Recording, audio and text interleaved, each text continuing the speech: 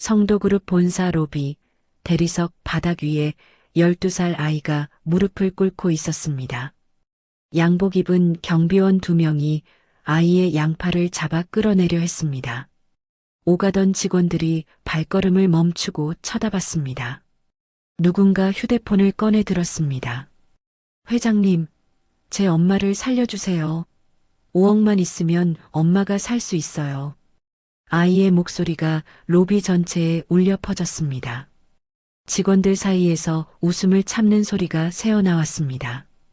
경비원이 아이의 팔을 더 세게 잡아당겼습니다. 그때 전용 엘리베이터 문이 열렸습니다. 검은 코트 차림의 고영찬 회장이 모습을 드러냈습니다.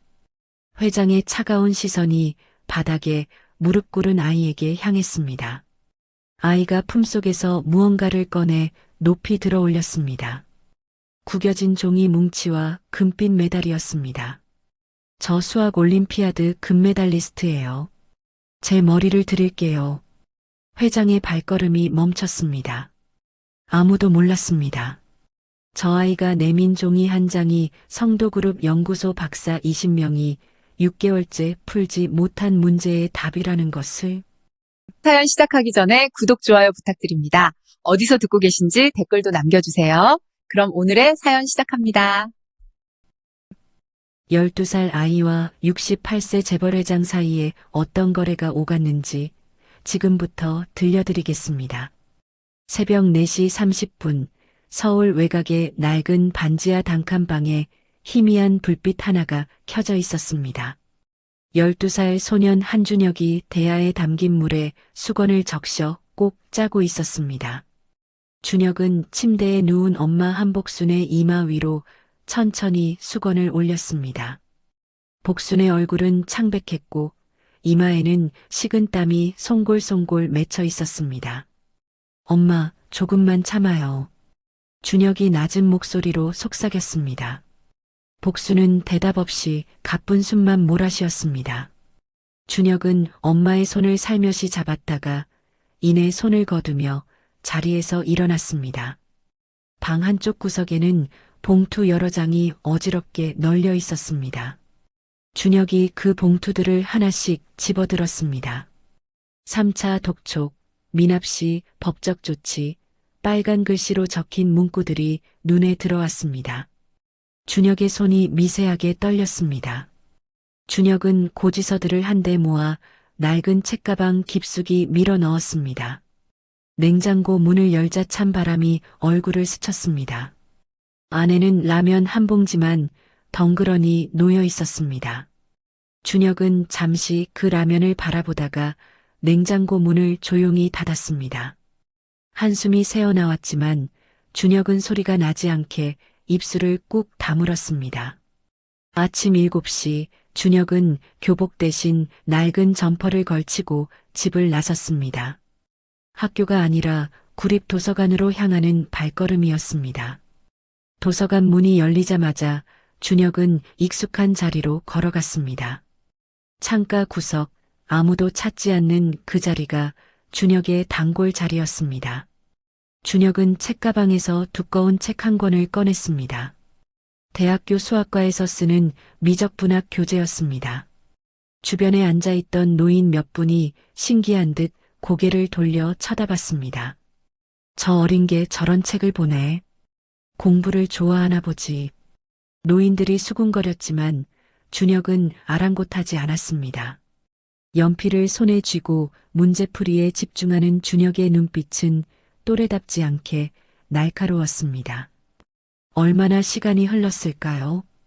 도서관 한쪽에 걸린 TV에서 뉴스가 흘러나왔습니다.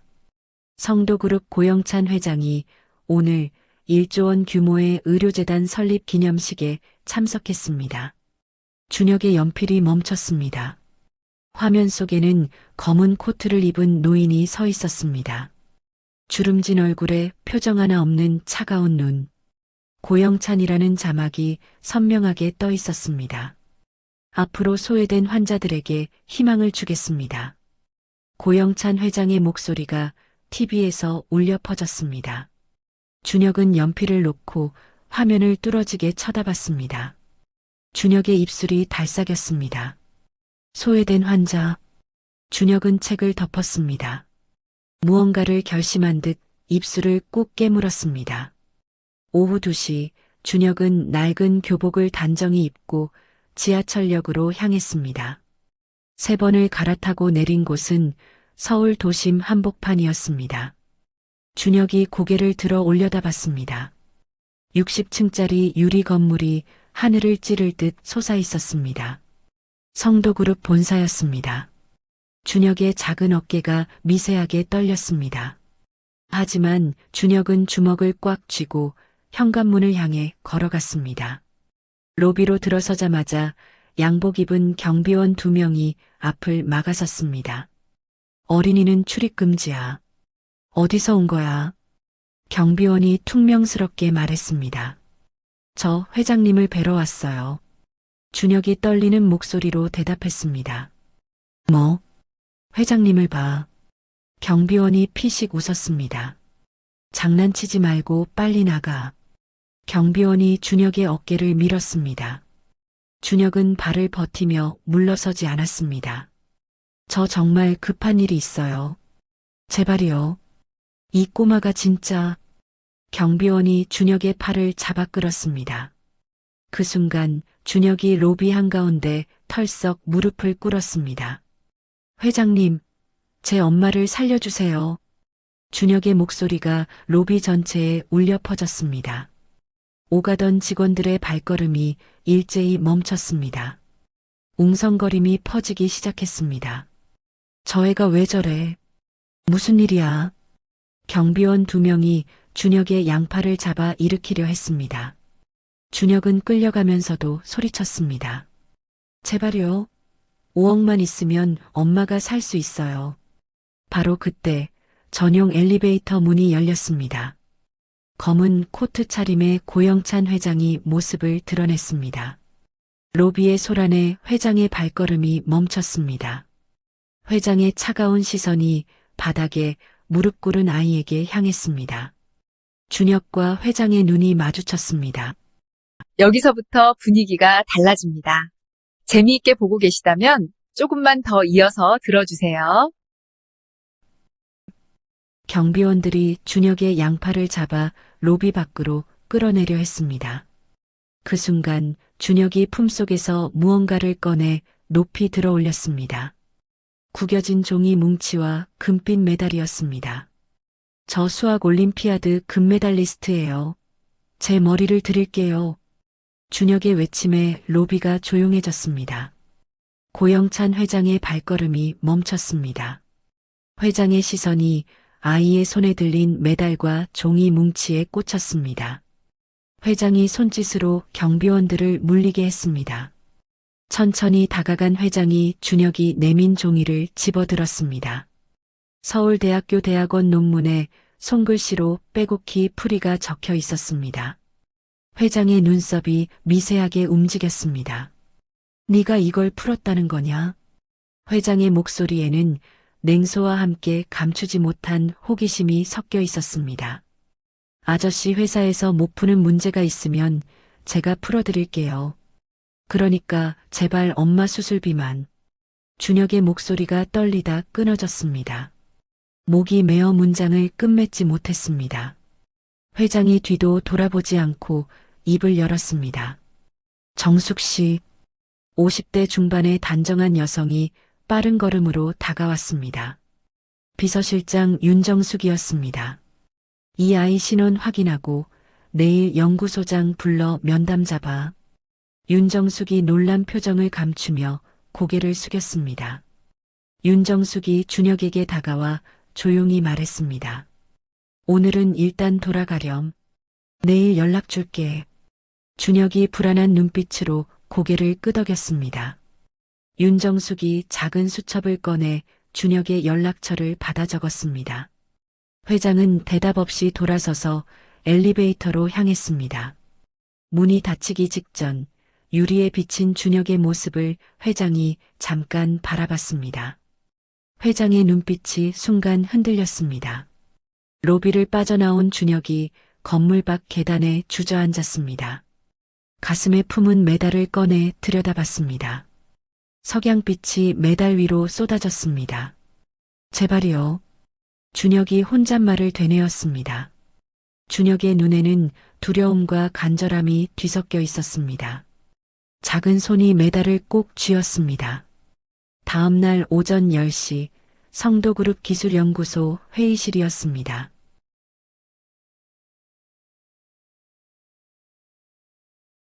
60대 연구소장 박종현이 회장 앞에 서 있었습니다. 테이블 위에는 준혁의 신원 조회 서류와 올림피아드 수상 기록이 놓여 있었습니다. 이 아이의 풀이를 봤습니다. 진짜입니다. 박종현이 조심스럽게 말했습니다. 회장의 표정이 미세하게 굳어졌습니다. 그래서 회장이 짧게 되물었습니다. 직접 보시는 게 좋겠습니다. 솔직히 윤재 도련님 생각이 났습니다. 박종현의 말에 회장의 손가락이 테이블 위에서 멈췄습니다. 30년 전 박종현은 회장의 아들 윤재에게 수학을 가르치던 과외교사였습니다. 아이가 병원에서 숨을 거두던 날을 곁에서 지켜본 몇 안 되는 사람이었습니다. 오후 2시 준혁이 연구소에 도착했습니다. 박종현이 직접 회의실로 안내하며 말했습니다. 긴장하지 말고 네가 아는 대로 풀어봐. 준혁이 고개를 끄덕였습니다. 박종현이 두꺼운 서류 뭉치를 건넸습니다. 6개월째 연구소 전체가 풀지 못하고 있는 알고리즘 난제였습니다. 준혁은 연필을 쥐고 10분간 문제를 읽었습니다. 그리고 놀라운 속도로 수식을 써내려가기 시작했습니다. 3시간이 흘렀습니다. 회의실 화이트보드가 준혁의 손글씨 수식으로 가득 찼습니다. 이게 맞아. 지켜보던 박사금 연구원 2명이 서로 얼굴을 마주보며 중얼거렸습니다. 박종현이 급히 전화기를 들었습니다. 회장님께 보고드릴 사안입니다. 이 아이가 해냈습니다. 박종현의 목소리가 미세하게 떨렸습니다. 저녁 6시 회장이 연구소에 도착했습니다. 테이블 위에 놓인 준혁의 답안지를 확인하는 동안 회장의 시선은 구석에 서 있는 아이에게서 떠나지 않았습니다. 6개월간 저희 전원이 풀지 못한 문제입니다. 박종현이 설명했습니다. 회장이 낮은 목소리로 입을 열었습니다. 수술비는 내가 댄다. 대신 이 아이는 당분간 이곳에서 일한다. 준혁의 눈이 커졌습니다. 떨리는 다리를 부여잡으며 준혁이 깊이 허리를 숙였습니다. 감사합니다. 정말 감사합니다. 준혁의 목소리가 갈라졌습니다. 일주일이 지났습니다. 성도그룹 기술연구소 한쪽에 작은 책상 하나가 놓여 있었습니다. 흰 가운을 입은 어른들 사이에서 12살 아이가 조용히 수식을 풀고 있었습니다. 연구원들 사이에 입소문이 퍼지기 시작했습니다. 점심시간 윤정숙 비서실장이 도시락을 들고 연구소를 찾아왔습니다. 많이 먹어야 머리 잘 돌아간단다. 윤정숙이 준혁 앞에 도시락을 놓아주었습니다. 감사합니다. 준혁이 작게 인사했습니다. 윤정숙이 돌아서다가 준혁의 발끝을 보고 멈췄습니다. 뒤축이 달아해진 낡은 운동화였습니다. 윤정숙이 휴대폰을 꺼내 무언가를 검색했습니다. 그 시각 본관 35층 고현우의 사무실이었습니다. 측근이 고개를 숙이고 보고하고 있었습니다. 연구소에 회장님이 데려온 아이가 있는데 내부에서 신동이라고 난리입니다. 신동? 삼촌이 갑자기 왜 그런 짓을? 고현우가 미간을 좁혔습니다. 후계 관련 소문이 돌고 있습니다. 혹시 숨겨둔 핏줄 아니냐고. 고현우의 얼굴이 붉어졌습니다. 말도 안 돼. 그 늙은이가 날 제치고 거지 아이를. 고현우가 책상을 내리쳤습니다. 관자놀이에 핏줄이 섰습니다. 오후 3시 고현우가 회장 집무실을 찾아갔습니다. 삼촌, 그룹 이미지를 생각하셔야죠. 미성년자를 연구소에 두는 건 규정 위반입니다. 회장은 서류에서 눈을 떼지 않았습니다. 네가 신경 쓸 일이 아니다. 고현우가 입술을 깨물며 물러났습니다. 엘리베이터 안에서 고현우가 휴대폰을 꺼냈습니다. 연구소 보안팀장 연결해. 그날 저녁 병원 중환자실 앞이었습니다. 준혁이 유리창 너머로 잠든 엄마를 바라보고 있었습니다. 간호사가 다가와 말했습니다. 수술 일정이 다음 주로 잡혔어. 준혁의 얼굴에 오랜만에 미소가 번졌습니다. 유리창에 손을 대며 준혁이 속삭였습니다. 엄마, 조금만 기다려요. 다음 날 오전 9시 연구소 출입구에 보안팀 직원 4명이 나타났습니다. 미성년자 사내 체류 규정 위반입니다. 퇴거 조치하겠습니다. 보안팀장이 서류를 들이밀었습니다. 연구원들이 항의했지만 소용없었습니다. 고현우 상무님의 공식 지시입니다. 박종현 연구소장이 급히 달려왔습니다. 내가 회장님께 직접 확인하겠다. 상무님 지시가 먼저입니다. 보안팀장이 요지부동이었습니다. 준혁은 저항하지 않았습니다. 조용히 책상 위 연필과 노트를 챙겼습니다. 도와주셔서 감사했습니다. 준혁이 박종현에게 고개 숙여 인사했습니다. 복도를 지나는 동안 직원들이 눈을 피했습니다. 12살 아이의 작은 뒷모습이 유리문 너머로 멀어졌습니다. 로비에서 경비원이 준혁의 양팔을 붙잡았습니다.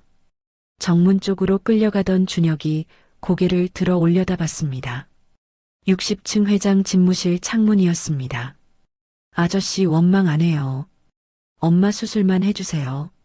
준혁이 작은 목소리로 중얼거렸습니다. 그 시각 집무실 창가에 회장이 서 있었습니다. 커튼 틈으로 로비 앞 광경을 내려다보고 있었습니다. 끌려나가는 아이의 모습에 회장의 손이 떨렸습니다. 유리잔을 쥔 손가락에 힘이 들어갔습니다. 순간 회장의 눈앞에 30년 전 병원 복도가 스쳤습니다. 6살 아들이 울던 그날이었습니다. 회장이 급히 고개를 돌렸습니다. 회장님, 괜찮으십니까? 윤정숙이 조용히 다가와 물었습니다. 회장은 대답하지 않았습니다. 오늘 일정 취소해. 회장이 짧게 내뱉었습니다. 정문 밖으로 밀려난 준혁이 빌딩 계단에 주저앉았습니다. 하늘을 올려다봤습니다. 흐린 하늘에서 가는 빗줄기가 떨어지기 시작했습니다. 빗방울이 준혁의 볼 위로 흘러내렸습니다. 그날 밤 10시 회장 자택 서재였습니다. 고영찬이 조명을 끄고 벽면 금고 앞에 섰습니다. 30년간 열지 않았던 금고였습니다. 금고 문이 열렸습니다. 안에는 먼지 덮인 나무 상자가 있었습니다. 회장의 손이 뚜껑을 여는 순간 가늘게 떨렸습니다. 상자 안에는 6살짜리 남자아이의 사진이 있었습니다. 낡은 병원 팔찌에는 고윤재라고 적혀 있었습니다. 빨간 작은 운동화 한 켤레도 함께 놓여 있었습니다. 회장이 사진을 집어들었습니다. 손가락으로 아이의 얼굴을 쓸어내렸습니다. 회장의 눈가에 물기가 맺혔습니다. 아빠가 그때 더 빨리 움직였으면. 회장이 낮게 음조렸습니다. 서재 문이 열렸습니다. 윤정숙이 조심스럽게 들어섰습니다. 30년 만에 처음 여셨네요. 윤정숙이 낮은 목소리로 말했습니다. 한 걸음 다가가 윤정숙이 덧붙였습니다. 오늘 쫓겨난 그 아이 윤재 도련님이 돌아가시던 해와 같은 나이입니다. 회장의 어깨가 미세하게 흔들렸습니다. 저도 그날 병원 복도에 있었습니다. 회장님 혼자 짊어지실 짐이 아니에요. 윤정숙이 품에서 봉투 하나를 꺼냈습니다. 고현우 상무가 과거 직원을 모함한 내부 자료입니다. 3년 전부터 모아뒀습니다. 윤정숙이 봉투를 테이블에 내려놓았습니다. 회장이 서류를 펼쳐 훑어봤습니다. 회장의 눈빛이 서서히 날카로워졌습니다. 그 녀석이 이런 짓까지. 회장이 중얼거렸습니다. 그 아이를 도우시려면 지금이 마지막 기회입니다. 윤정숙이 고개를 숙이며 말했습니다. 회장이 창밖 어둠을 응시하며 무겁게 입을 열었습니다. 병원이 어디지? 다음 날 새벽 6시 준혁이 병원에 도착했습니다. 간호사가 급히 달려왔습니다. 어머니가 밤새 상태가 나빠졌어. 중환자실로 옮겨졌단다. 준혁이 복도를 뛰었습니다. 중환자실 앞 유리창에 얼굴을 들이댔습니다. 산소호흡기를 쓴 채 눈을 감고 있는 엄마가 보였습니다. 담당 의사가 준혁을 불렀습니다. 심장 기능이 급격히 떨어졌어. 5일 안에 수술하지 않으면 손 쓸 수가 없다. 수술비는요, 곧 마련될 거예요. 준혁의 목소리가 갈라졌습니다. 의사는 안타까운 표정으로 고개를 저으며 돌아섰습니다. 준혁은 복도 바닥에 주저앉았습니다. 무릎에 얼굴을 묻었습니다. 처음으로 어깨가 소리 없이 들썩였습니다. 간호사가 다가와 봉투 하나를 내밀었습니다. 어머니가 남긴 것 같아. 병실 사물함에서 나왔어. 준혁이 떨리는 손으로 봉투를 열었습니다. 엄마의 글씨가 적힌 편지였습니다. 준혁아, 네가 무슨 짓을 했든 엄마는 널 원망하지 않아. 네가 있어서 엄마는 행복했단다. 준혁의 눈에서 눈물이 쏟아졌습니다. 편지를 가슴에 꼭 끌어안았습니다. 엄마나 포기 안 해. 준혁이 속삭였습니다. 그 시각 병원 CCTV 관제실이었습니다. 직원 한 명이 화면을 보며 중얼거렸습니다. 저의 밤새 복도에서 저러고 있던데. 화면 속에는 유리창 앞에 웅크린 아이가 비치고 있었습니다. 그 영상이 윤정숙 비서실장에게 전달되었습니다. 윤정숙이 태블릿을 들고 차에 올랐습니다. 회장 자택으로 향하며 전화를 걸었습니다. 이제 직접 보셔야 합니다. 새벽 5시 검은 세단 한 대가 병원 지하 주차장에 멈췄습니다. 윤정숙이 운전석에서 내려 뒷문을 열었습니다. 고영찬 회장이 차에서 내렸습니다. 엘리베이터를 타고 중환자실 층에 도착했습니다. 인적 없는 복도를 걸어 유리창 앞에 섰습니다. 유리 너머로 산소호흡기에 의지한 한복순이 보였습니다. 그 옆 간이 침대에서 준혁이 엄마의 손을 잡은 채 잠들어 있었습니다. 준혁의 손에는 엄마가 쓴 편지가 쥐어져 있었습니다. 회장의 눈에 30년 전 장면이 겹쳤습니다. 병상위 아들 윤재. 손을 잡고 뜬 눈으로 밤을 새던 자기 자신. 회장이 유리창에 손을 짚으며 낮게 음조렸습니다. 그때 나도 저랬지. 그때 누군가 나를 도와줬다면. 10분 뒤 병원장이 헐레벌떡 달려왔습니다. 허리를 숙이며 회장 앞에 섰습니다. 오늘 중으로 수술이다. 최고 의료진을 붙여라. 비용은 전부 나한테 청구해. 회장이 지시했습니다. 병원장이 고개를 숙이고 사라졌습니다. 회장이 조용히 중환자실 문을 열고 들어갔습니다. 잠든 준혁의 머리맡에 섰습니다. 준혁이 인기척에 눈을 떴습니다. 회장을 올려다보는 준혁의 눈이 커졌습니다. 거래는 없던 걸로 한다. 그냥 받아라. 회장이 먼저 입을 열었습니다. 준혁의 눈에 눈물이 고였습니다. 벌떡 일어나 회장에게 깊이 허리를 숙였습니다. 감사합니다. 정말 감사합니다. 준혁이 연신 되뇌었습니다. 회장은 아무 말 없이 아이의 어깨를 한번 두드렸습니다. 병실을 나서는 회장의 뺨 위로 한 줄기 눈물이 흘렀습니다. 다음 날 오전 9시 성도그룹 본관 35층이었습니다. 고현우의 사무실에서 책상이 내리쳐지는 소리가 울렸습니다. 삼촌이 정신이 나갔어. 저 거지 아이 때문에 내 후계 구도가 흔들린다고. 고현우가 얼굴을 붉히며 소리쳤습니다. 측근들이 고개를 숙인 채 서 있었습니다. 병원 내부에 접선할 수 있는 사람이 있습니다. 측근 한 명이 조심스럽게 말했습니다. 수술 일정을 미뤄. 무슨 수를 써서라도 고현우가 지시했습니다. 오후 2시 고현우의 지시를 받은 남자가 병원 행정팀 직원에게 두꺼운 봉투를 건넸습니다.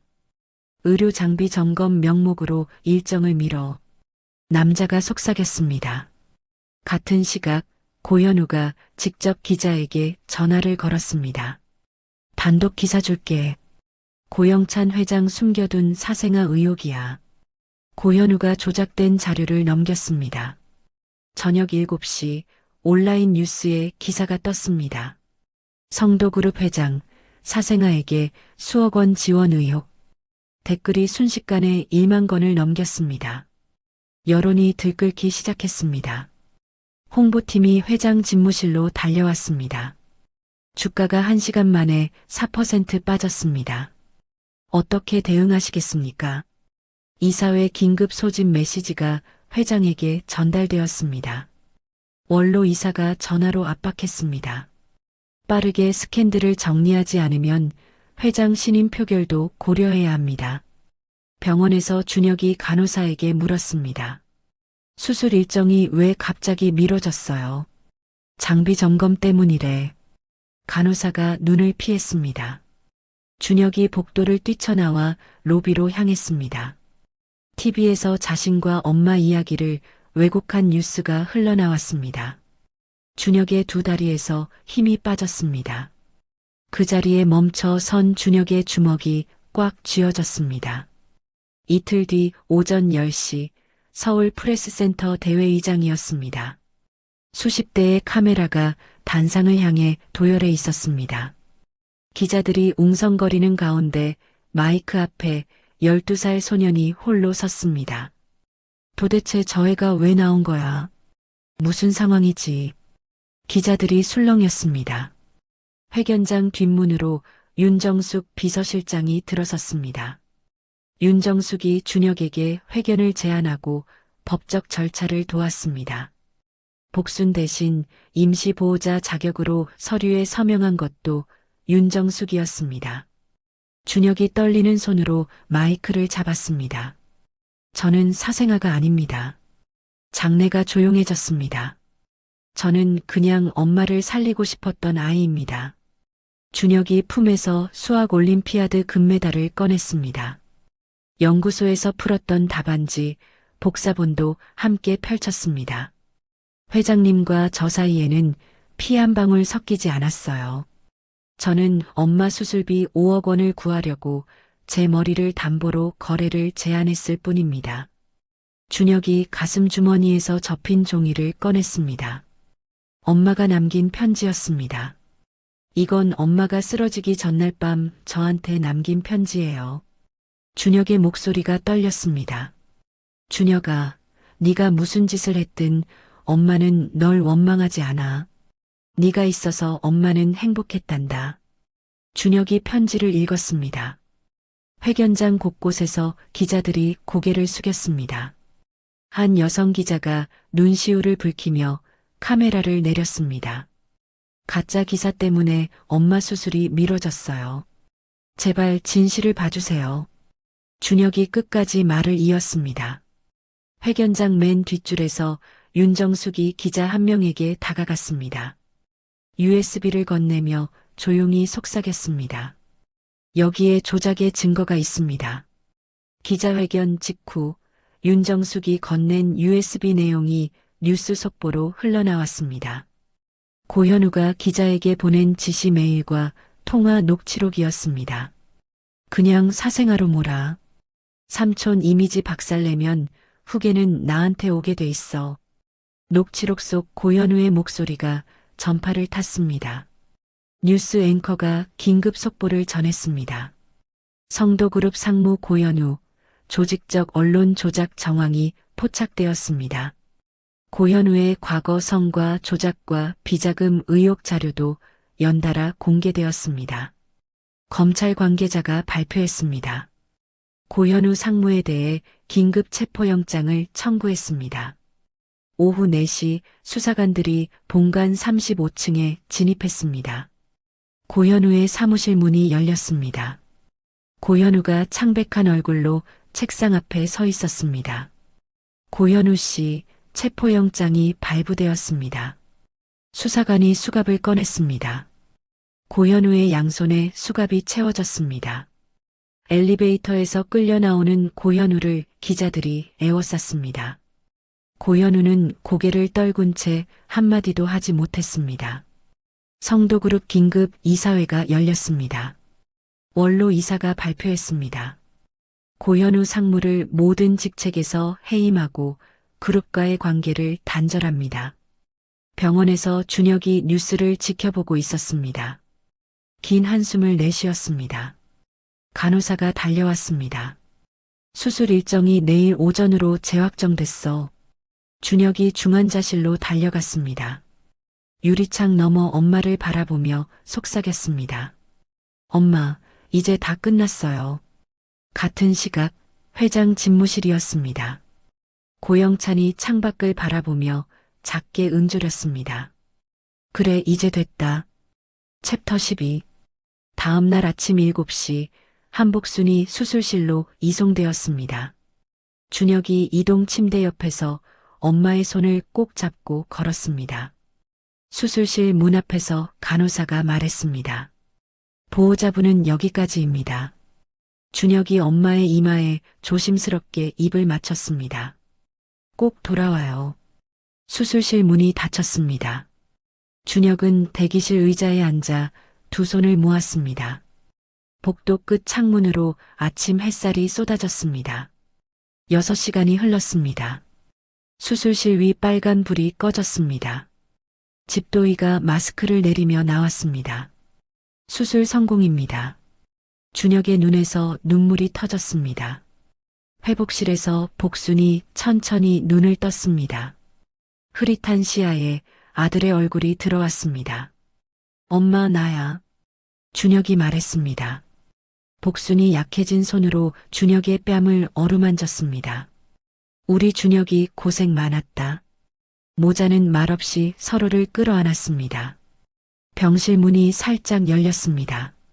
고영찬 회장이 문틈으로 그 광경을 지켜보다 소리 없이 발길을 돌렸습니다. 며칠 뒤 이른 아침 서울 근교 공원묘원이었습니다. 고영찬이 고윤재 지묘라 새겨진 비석 앞에 흰 국화한 다발을 놓았습니다. 비석을 손으로 쓸며 중얼거렸습니다. 아빠가 늦었다. 윤재야, 그래도 이번엔 지키지 못할 뻔한 아이를 지켰단다. 뒤에서 작은 발소리가 가까워졌습니다. 돌아보니 준혁이 노란 꽃 한 송이를 들고 서 있었습니다. 준혁이 회장 옆에 나란히 섰습니다. 비석에 꽃을 놓으며 말했습니다.